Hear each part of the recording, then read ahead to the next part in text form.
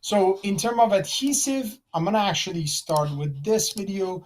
You can see in here, this is our tray setup. Sometimes I have things that are not either fully erupted or they're buttoned on it. So I mix and match sometimes the direct bonding with indirect bonding. You can see these trays, these are already loaded, right? So the amount of adhesive that you want around these are very, very small amount. If you put too much, then you have to remove the glue too much.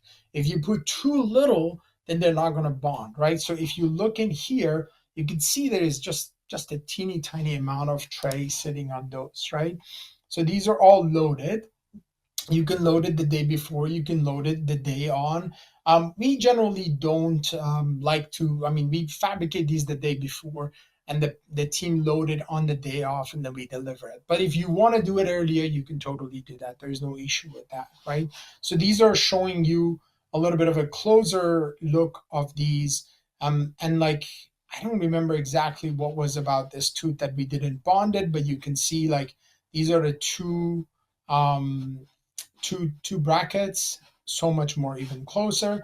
And then one of the things that, you know, sometimes my team, they do it, you can actually put a little dot of the flowable or Flowtane, and I only use Reliance, and I love their stuff. Like, it's the best adhesive I've seen. They're reasonably priced. Paul is such a great guy and help a lot to the orthodontic profession, so I love to work with that company.